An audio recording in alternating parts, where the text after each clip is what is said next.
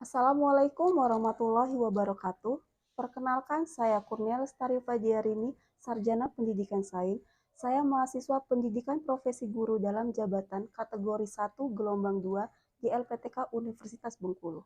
Hari ini saya akan melakukan wawancara singkat mengenai eksplorasi alternatif solusi bersama narasumber saya, yaitu Ibu Yuliza Pusriati, Sarjana Teknik. Di sini saya sudah bersama narasumber kita, yaitu Ibu Yuliza Pusriati, Sarjana Teknik, Wakil Bidang Kurikulum di SMK Negeri 4 Rejang Lebong. Selamat pagi, Ibu. Selamat pagi, Bu Tari. Terima kasih sudah meluangkan waktunya pagi ini. Iya, sama-sama. Oke, saya langsung saja, Ibu. Menurut pendapat Ibu, seberapa pentingnya motivasi belajar bagi peserta didik? Untuk motivasi belajar untuk peserta didik itu sangat penting karena jika siswa tidak termotivasi selama pembelajaran berlangsung, bagaimana guru dapat mengembangkan materi yang akan diajarkan. Kalau cara guru dalam mengajar, Ibu, menurut Ibu, ada tidak hubungannya dengan motivasi belajar siswa? Oh, kalau itu sangat ada sekali, erat sekali hubungannya, karena siswa akan termotivasi dalam belajar jika guru mempunyai metode pembelajaran yang bervariasi. Jadi di setiap pembelajaran, di setiap materi yang diberikan, dengan metode yang bervariasi, mungkin sesuai anak-anak sukanya sekarang apa, tentang apa. Nah, guru juga harus memahami itu. Saya rasa itu. Oh begitu ya. Ya. Menurut Ibu, ada tidak faktor pendukung dan penghambat guru dalam meningkatkan motivasi belajar siswa? Kalau menurut saya ada sih faktor penghambat dan pendukung.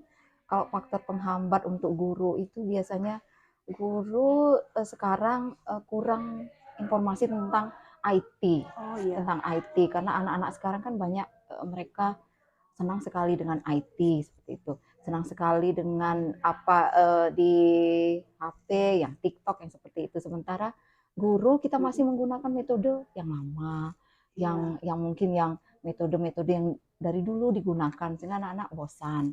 Itu menjadi penghambat guru tidak mempelajari itu.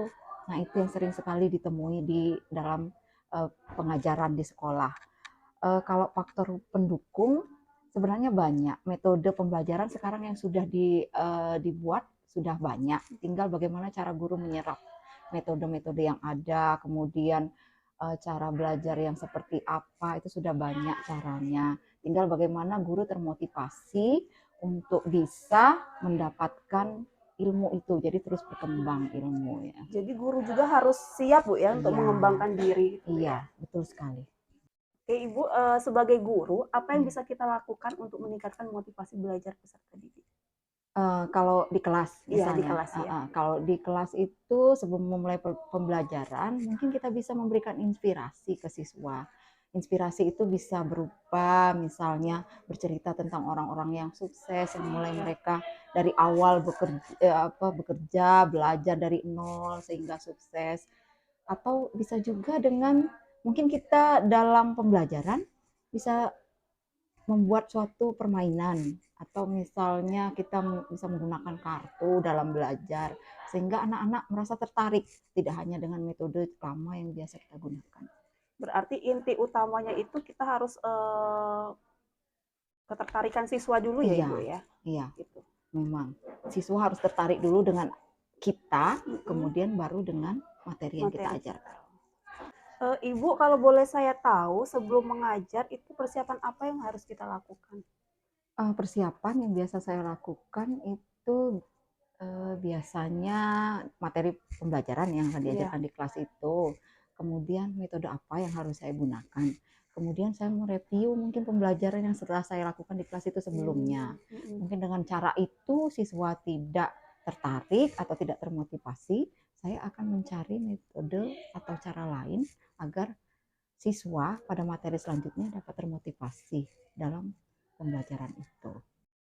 Ibu, kalau keterampilan guru dalam menyampaikan materi di pelajaran, itu ada hubungannya tidak dengan kemampuan siswa dalam memahami konsep?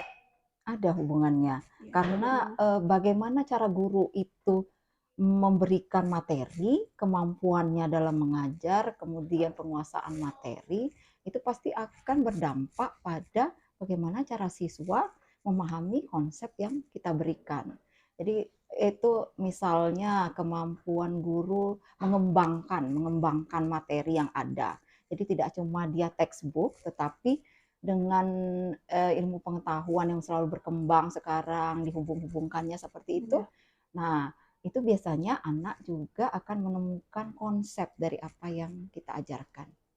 Berarti kontekstual ya Bu ya, Iya, menghubungkan dengan kehidupan iya. sehari-hari dengan materi yang sedang Betul, kita betul ajarkan. karena kita kan siswa tidak seperti dahulu-dahulu. Kalau siswa sekarang mereka sudah dengan Iya, IT paham iya, sekali iya seperti itu benar. kan. Jadi kita juga harus tahu bagaimana cara kita berbicara kepada mereka dengan cara IT mereka sekarang yang Iya.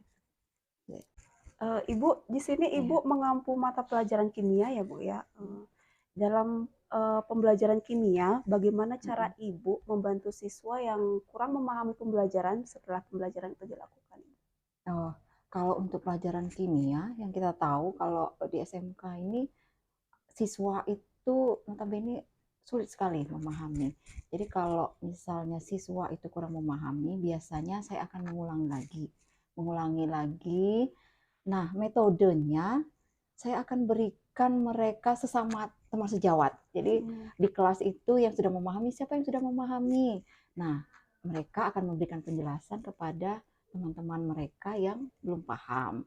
Sehingga harapan saya, karena mungkin bahasa mereka sama, jadi lebih mengerti, lebih dipahami dibanding ketika saya yang menyampaikan.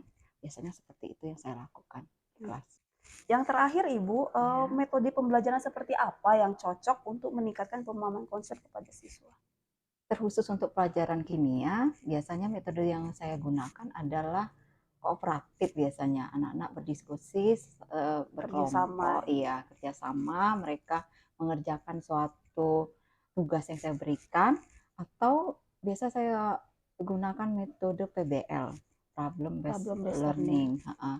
Itu anak-anak bisa mengatasi masalah apa dari yang materi yang dipelajari, itu mereka mencari sendiri, kemudian mereka saling bertanya dengan teman-temannya, dan itu mudah-mudahan bisa lebih dipahami. Saya rasa sama dengan matematika. Ya, Bu Iya Tari Ibu. ya. Terima kasih Ibu sudah meluangkan waktu pagi hari ini. Sama-sama Bu Tari. Demikianlah wawancara singkat saya bersama Ibu Yuliza Pusriati. Saya akhiri. Wassalamualaikum warahmatullahi wabarakatuh.